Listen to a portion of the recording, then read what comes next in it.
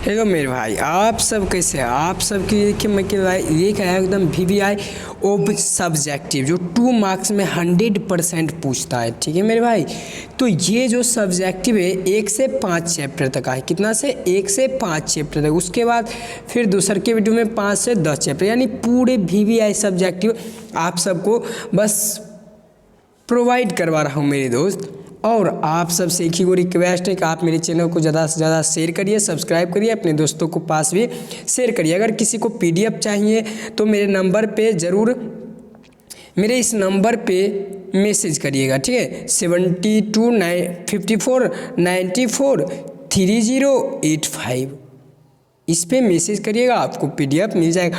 बिल्कुल फ्री में मिलेगा मेरे भाई। क्या होगा? बिल्कुल फ्री में मिलेगा। चलिए अपना क्वेश्चन को स्टार्ट करते हैं। ठीक है मेरे भाई, पहला देखिए अपना जो क्वेश्चन है बातचीत का है। चैप्टर कौन है? बातचीत है, चैप्टर 1 का। अगर हम में वाक शक्ति ना होती तो क्या होता? क्या होता तो बता सकते हैं। एग्जाम में बहुत बार पूछा गया, एकदम VVI है ना। अगर हम में वाक शक्ति ना होती तो समस्त सृष्टि गूंगी प्रतीत होती, सभी लोग चुपचाप बैठे रहते। हम जो बोलकर सुख दुख का अनुभव करते हैं, वाक शक्ति ना होने के कारण हम वो नहीं कर पाते। तो उम्मीद है कि मेरे दोस्त आप सब समझ गए होंगे। ये आपन के भाषा में था, बहुत ही अच्छा था मेरे भाई, और आप सब कर लीजिएगा। ठीक है मेरे भाई, तो चलिए क्वेश्चन नंबर 2 की ओर। तो ये क्वेश्चन नंबर 2 में अपना कह रहा है कि बातचीत के संबंध में बेन जॉनसन और एडिसन का क्या विचार है। ये क्वेश्चन भी बहुत बार पूछा गया था। क्या कह रहा है कि बातचीत के संबंध में बेन जॉनसन का राय है कि बोलने से ही मनुष्य का सही रूप का पता चलता है। अगर मनुष्य चुपचाप रहे तो उसके गुण तथा गुण का पता नहीं चलता है, नहीं चल पाएगा। फिर एडिसन जी कहते हैं, एडिसन का राय है कि असल बातचीत सिर्फ 2 व्यक्तियों में हो सकती है, जिसका तात्पर्य यह हुआ कि वो एक दूसरे से छल की बात बोलकर कर सकते हैं। यानी कि मतलब सॉरी, यहाँ छव नहीं, यहाँ दिल है। एक दूसरे से किसका बात कर सकते हैं? दिल की बात कर सकते हैं। यानी 2 व्यक्तियों के बीच किसका बात होता है? दिल की बात होता है। 3 व्यक्तियों के बीच अंगूठी में नख के समान। 4 व्यक्तियों के बात में कोई अथीन भाव नहीं होता है, और 4 से अधिक व्यक्तियों के बीच राम रम होता है। ठीक है, अगला जो अपना क्वेश्चन है, आर्ट ऑफ कन्वर्सेशन क्या है? आर्ट ऑफ कन्वर्सेशन क्या है? तो आर्ट ऑफ कन्वर्सेशन यह बात करने की एक ऐसी कला है। ये क्या है? यह बात करने की एक ऐसी कला है जिसमें बातचीत के दौरान चतुराई है। जिसमें बातचीत के दौरान क्या होती है? चतुराई होती है। बातचीत के दौरान चतुराई के साथ साथ प्रसंग छोड़े जाते। चतुराई के साथ साथ क्या किए जाते? प्रसंग छोड़े जाते, जिन्हें सुनकर अत्यंत सुख मिलता है। यह कला यूरोप के लोगों में पाई जाती है। यानी कि यह जो कला है कहाँ के लोगों में पाई जाती है? यूरोप के लोगों में पाई जाती है। तो ये क्वेश्चन 100% आएगा। ठीक है,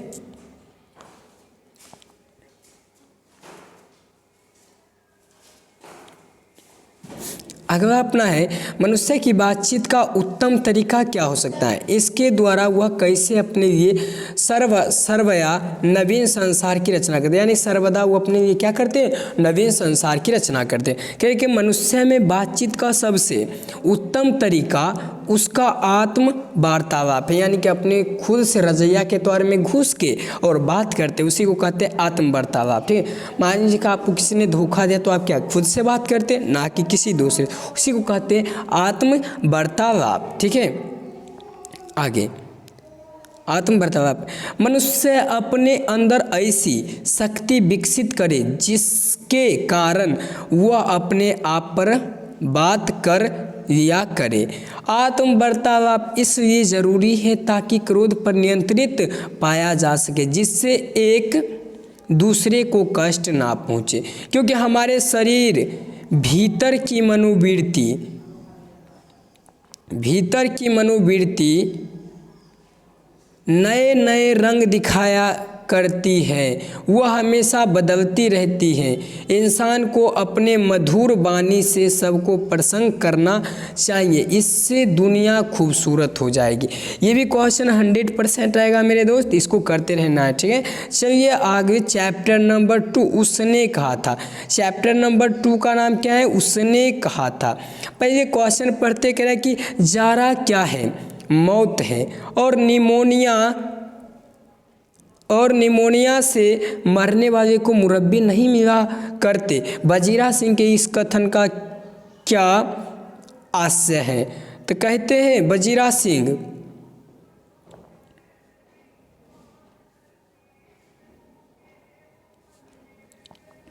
कहते वजीरा सिंह जो पलटन का विदूषक है। पलटन का विदूषक कौन है? वजीरा सिंह। राणा सिंह को कहते हैं कि अपने स्वास्थ्य की रक्षा करो, जाड़ा की ठंड मौत की कारण बन जाती है। मरने के बाद तुझे कुछ प्राप्त होने वाला नहीं है। यदि निमोनिया से तुम्हारी मृत्यु हो जाती है तो तुम्हें कोई मुरब्बा अथवा अन्य स्वादिष्ट वस्तुएं नहीं मिलेगी, जीवन का सुख नहीं मिलेगा, साथ ही तुम अपने अस्तित्व को इस प्रकार समाप्त कर दोगे, अर्थात मृत्यु ही अंतिम सच्चाई है। देखिए जब किसी भी व्यक्ति का मृत्यु होता है ना, तो जितना भी करते हैं ना, जितना भी काम सब क्या आते हैं उसके आंखों में ना, उसके सामने आने लगते हैं मृत्यु से कुछ क्षण पहले। जैसे कि राणा सिंह के मृत्यु के कुछ क्षण पहले उसके जो बचपन में किए थे यानी जवानी में किए थे वो सभी याद आने लगते। क्या आम का पेड़ लगाए थे, जाएंगे तो दोनों चाचा भतीजा मिलकर खाएंगे, ये सब क्या आने लगते हैं उनके आंखों में परछाई बनकर आने लगते हैं। वैसे ही जब आदमी का मृत्यु होता है उससे कुछ क्षण पहले वैसे ही पूरा दृश्य साफ साफ दिखाई देने लगता है। ठीक है, चलिए क्वेश्चन नंबर 2 है। गांव में आया तुर्की मौलवी क्या कहता था? तक राणा सिंह के गांव में एक तुर्की मौलवी आया था। ठीक है, मौलवी राणा सिंह के गांव में एक तुर्की मौलवी पहुंचकर वहां के लोगों को प्रलोभित करता है। वह उन लोगों को मीठी मीठी बातों से लुभाता है और लुभाने का प्रयास करता है। वह गांव वाले को कहता है कि जर्मन शासन आएगा तो तुम लोगों के सारा कष्ट दूर हो जाएगा, तुम लोग सुख चैन की बंसी बजाओगे, तुम्हारी सारी आवश्यकताएं पूरी होगी। यानी कि अपने मीठी मीठी बातों में बजाते और जो बन्या होते हैं उनको कहते हैं कि अरे बन्या तुम अपने बैंक से रुपया निकाल लो क्योंकि भारत की सरकार जाने वाली है और जर्मन की सरकार आने वाली है।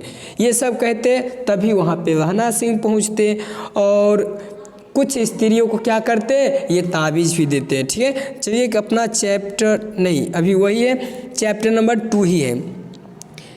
कहता है तुम राजा हो, मेरे मुल्क को बचाने आए हो। वजीरा सिंह के इस कथन में किसकी ओर संकेत करते हैं, यानी इशारा किसकी ओर कर रहे हैं?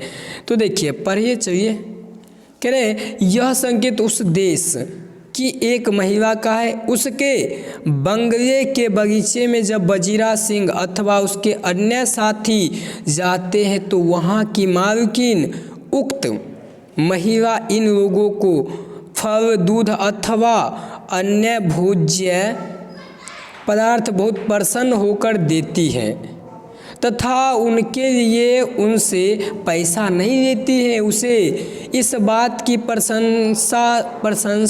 प्रसन्नता है कि उक्त सैनिक इसके देश की जर्मन हमलावारों से रक्षा करने के लिए आए हुए हैं। अतः वह उन सैनिकों को अपना मानकर स्वागत सत्कार करने को तत्पर रहते हैं।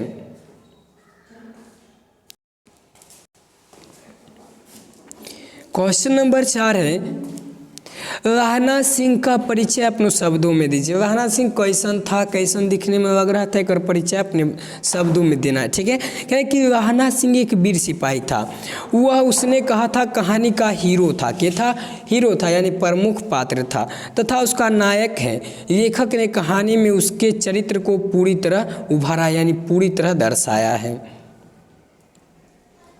ठीक है कि कहानी में उसके चरित्र की निम्नलिखित विशेषताएं उभर कर आती हैं। पहला, जब वह कहानी का हीरो होता है, मतलब कि नायक, कहानी का समस्त घटनाक्रम राहना सिंह के आसपास घटता है, जिससे यह स्पष्ट होता है कि वे इस कहानी का क्या है? नायक है, यानी कि हीरो है। आगे, राहना सिंह एक सच्चा प्रेमी था। ठीक है, राहना सिंह एक सच्चा प्रेमी है। बचपन में उसके हृदय में एक अनजान भावना ने जन्म लिया, जो प्रेम था। ठीक है, यद्यपि उससे अपना प्रेम ना मिल सका, लेकिन फिर भी उसने सच्चाई से उसे अपना हृदय में बसाए रखा। तीसरा है बहादुर तथा निडर। राहना सिंह जो था बहादुर था और किसी से नहीं डरता था। राहना सिंह बहादुर तथा निडर है, तभी वह बैठे रहने से अच्छा युद्ध को मानता है। यानी राहना सिंह एक बहादुर है, निडर है और वह बैठे रहने से अच्छा मानता है युद्ध होना चाहिए। वो चतुर भी था। राहना सिंह जो था ना, महान चतुर था। राहना सिंह बहादुर होने के साथ साथ चतुर भी है, इसलिए उसे रपटन साहेब के नकली होने का शक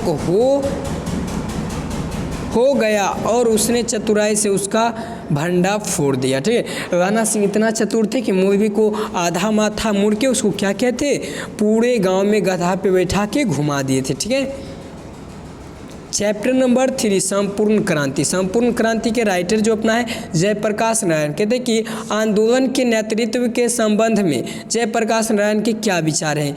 ये आंदोलन का नेतृत्व किस शर्त पर करते हैं। जयप्रकाश नारायण कहते हैं कि मैं सख्ती सलाह लूँगा। मतलब कि राहना सिंह कहते हैं कि मैं सबकी सलाह लूँगा, सबकी बात सुनूँगा। छात्र की बात जितना भी ज़्यादा होगा, जितना भी समय मेरे पास होगा, उनसे बहस करूँगा, यानी उनके बात को सुनेंगे, समझूँगा और अधिक से अधिक बात करूँगा, आपकी बात स्वीकार करूँगा। जनसंघर्ष स्मृतियाँ की, लेकिन फैसला मेरा होगा। यानी सबकी बात सुनेंगे, सबसे बात करेंगे, लेकिन फैसला जयप्रकाश नारायण का होगा और उसे मानना भी होगा सभी को, और आपको मानना होगा। ठीक है, जयप्रकाश आंदोलन का नेतृत्व अपने फैसले पर मानते हैं और कहते हैं जब तक इस नेतृत्व का कोई तो मतलब है तब हो यह क्रांति सफल होगी। यानी कि जब तक ही कोई क्रांति का मतलब नहीं होगा, तब तक कोई क्रांति क्या होगी, सफल नहीं होगी। आपस में बहस करने से पता नहीं हम किधर बिखर जाएंगे और नतीजा क्या निकलेगा। ये कहते कौन, जयप्रकाश नारायण जी। ठीक, क्वेश्चन नंबर 2 है अपना। ये क्या है, क्वेश्चन नंबर 2 है इसी चैप्टर का। कहते हैं जयप्रकाश नारायण कम्युनिस्ट पार्टी में क्यों नहीं शामिल हुए। यानी कि जयप्रकाश नारायण जी कम्युनिस्ट एगो पार्टी था, कांग्रेस पार्टी, क्यों नहीं शामिल हुए थे। कहते हैं जयप्रकाश नारायण ने लेनिन से सीखा था कि जो गुलाम देश हैं वहाँ के जो कम्युनिस्ट हैं उनको हरगिज वहाँ की आज़ादी की लड़ाई से अपने को अलग नहीं रखना चाहिए, क्योंकि लड़ाई का नेतृत्व बुजुर्गा वर्ग के हाथ में होता है। यानी कि जो कमज़ोर वर्ग होता है ना, उसके हाथ में होता है। ठीक है,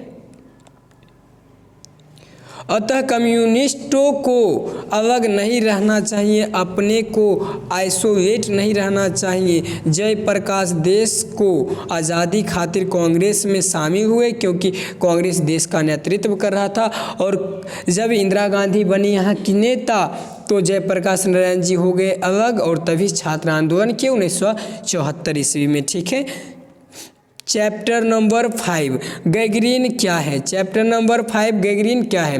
तो गैंग्रीन एक खतरनाक रोग है। गैंग्रीन एक क्या है, खतरनाक रोग है।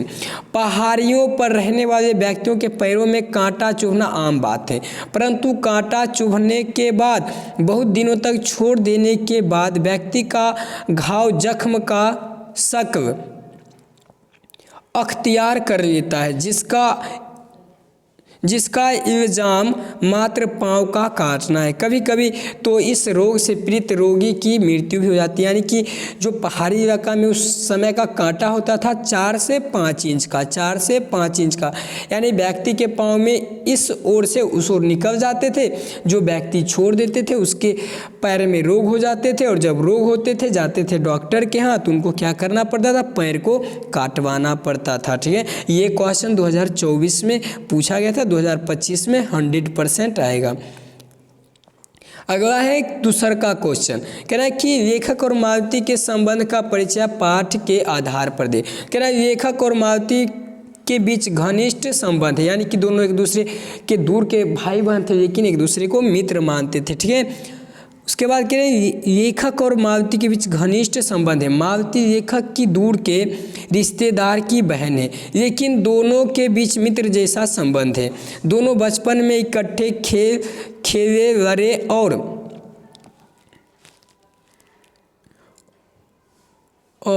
लौटे हैं। दोनों की पढ़ाई साथ में हुई। उनका रिश्ता सदा मित्रतापूर्ण रहा था। वह कभी भाई बहन या बड़े छोटे के बंधन में नहीं बंधे। यानी अपना चैप्टर 5 समाप्त हुआ। मिलते हैं नेक्स्ट वीडियो में फिर 7 चैप्टर के साथ, और एग्ज़ाम में 100% आएगा।